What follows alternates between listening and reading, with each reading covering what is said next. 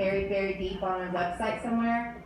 So there's that thing. And then the other thing, this isn't my original idea, but Michelle Alexander, the author of New Jim Crow, she actually said that one of the ways that we could break the system wide open is to make everyone not take a plea.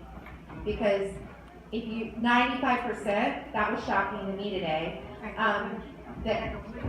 that don't take a plea. That do take it, yeah. 97% do take a plea. Yeah, they do take a plea. So if people don't take a plea and take it to court, to take the charges and go to a jury, that the jury, there's not enough people to make a jury in our state to try all of these cases. So the sentencing would look totally radically different if we didn't if so many things were pled out.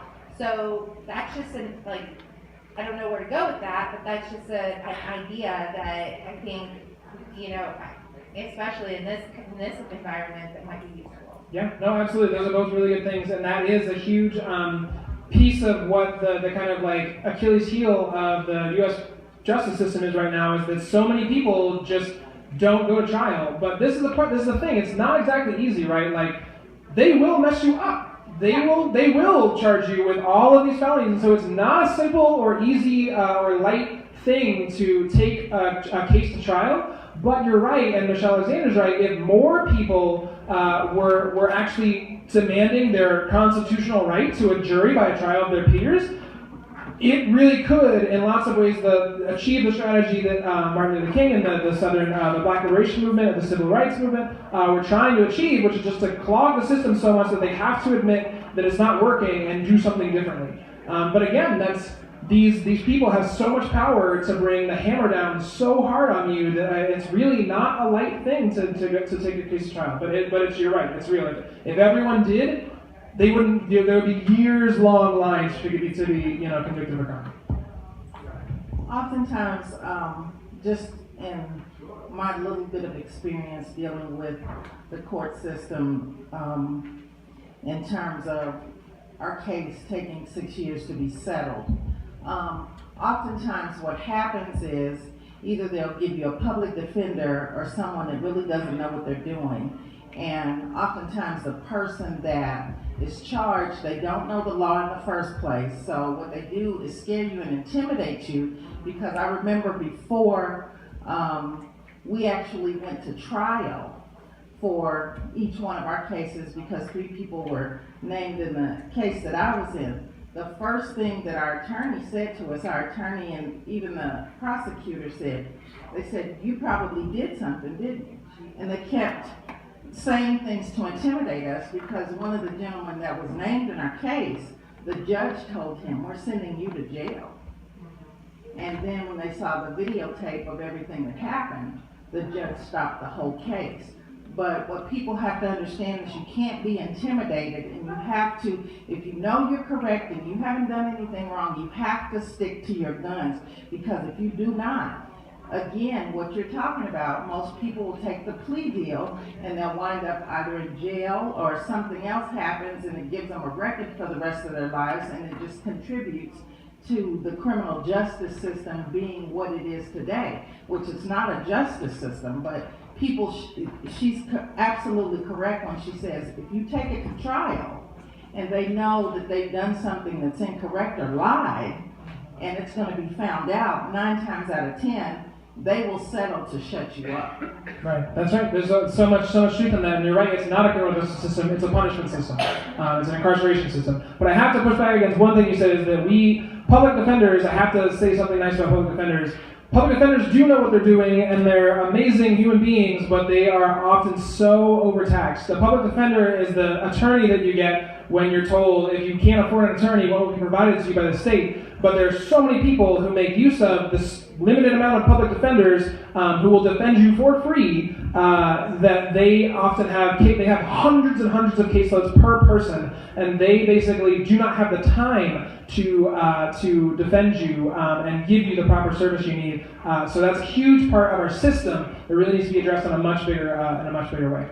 And on that same note, just to add something to that, if you do take a plea bargain, say you are assaulted by law enforcement, and as in most of these cases, faced with an outrageous felony crime in an effort to justify the brutality that you had to endure, if you take a plea bargain, that's an admission of some sort of guilt, and you are waiving your eligibility for a civil suit. So again, that also comes back. That is a way that settlements are impacted by the district attorney's office, plea bargainings, so on and so forth. But yeah, we're almost at 8. We got time for a couple more comments or questions. I just wanted to kind of bring attention to the 95% rate of people accepting plea bargains, and that if people were not to accept plea bargains, it would, in like clogging the system, it also costs a lot of money. Trial is inherently much more expensive, and so that's one way that, like, you know, we can, if you were ever in that situation, that you can make an impact is by forcing the prosecutor to go to trial, because that costs the government and the taxpayers thousands and thousands of dollars, which is something that they want to keep. Right, and they might end up having to take that money out of the massive budgets that we put toward mass incarceration every year. So it serves a lot of purposes, but again, it's a really real risk to take too. We got one more question down here. yep, and just to highlight, so last year the Department of Corrections spent $83 billion on the Department of Corrections. That was their budget last year. I have a couple of questions. So, have any of the potential DA candidates come out speaking towards clearing out the DA office of like the 2 chief DAs? Does that make sense? That I know of, none of them have come out and said, I'm just going to get rid of every single one of the people who's currently Or working. spoken against the culture that's happening in the current DA, indicating that they would? Not that I've heard. It just so happens that one of the candidates for DA just walked in the room, and it was Beth McCann, sitting right over there.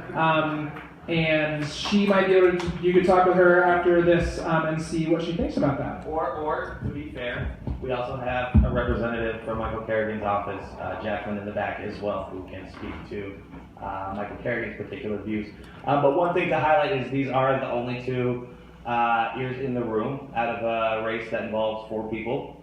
So just take that into consideration when you are examining your candidates. Cool. And then just a couple quick questions. So, any connection to the juvenile justice system from the DA? Does he oversee both? Yeah, absolutely. The district attorney, especially, again, the case of Shawnee is a perfect example. She's a minor, she's a juvenile, and she's being charged with a felony, and that is a decision that the DA could use the discretion to change. So yeah, a lot of times, and again, that's a huge, the diversion programs and deferred judgments are a huge way that their diversion cases are usually juvenile cases. So yeah, they do. Cool. Last question. Is the Office of the Independent Monitor able to intervene at all with the DA? No. The Office of the Independent Monitor tries real hard, but they have very little power and no teeth, so no. But should there be a relationship between OIM and running candidates or whoever the successor will be? Yes, there should be. As that currently stands, there is not a very good working relationship between the 2 offices. I probably should still have a question or comment.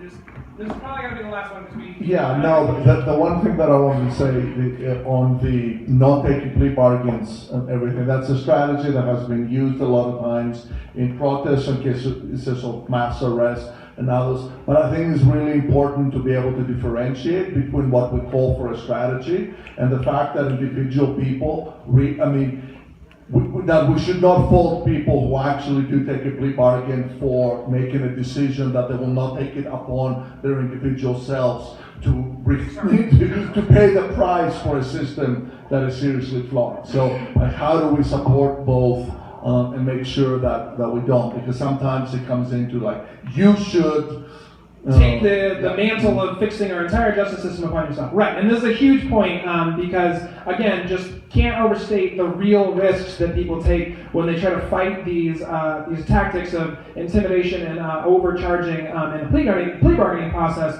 And especially if we as movements, as communities, are going to tell people, go willingly and face this firing squad, we need to have, it's on us to have ways and means to support those people if they get shot by the firing squad, right? Like, those people are taking chances of, being removed from their families, from their jobs, losing their houses, and all these sorts of things. So it's not a light thing. It is, in fact, one of the most promising strategies broadly of how the criminal justice system could be made to stop mass incarceration and be gummed up so badly that it needs to change. But again, these are real people's real lives that would have to be put on the line every time. And like when they say throw your body on the gears of the machine, they're not kidding. It really is like you will get ground up in lots of ways. So we have to explore ways that we can improve our community's capacity to support people in pursuing that strategy. So yeah.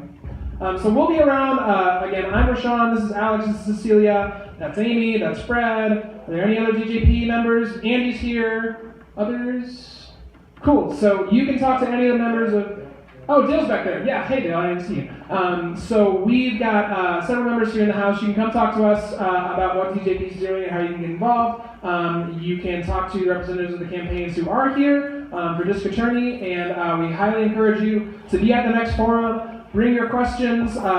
Make sure that your candidates are answering them and are actually hearing what you want them to do and take responsibility for, and how you want them to be accountable to our community, because there will be a new DA in 2017. There will, and we have the decision to choose to choose who that will be, and to let them know ahead of time what we expect of them, and then after they're elected to hold them accountable. So we really encourage you to do that. But also, I kind of feel even dirty saying this, but you have to register to vote to do that. So please register to vote. As much as American elections are problematic, this is one way that you can actually participate and do something good with that right that we have. So register to vote and vote in November for your DAs. Thanks a lot for coming down. Thank you.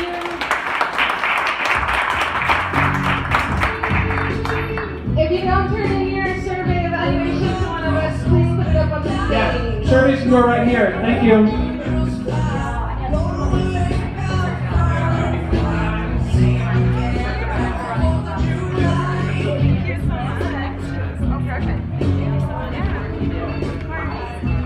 These are blank, this one's filled out. Perfect. Thank you so much. Yep, blanks. Go there. Thank you so much.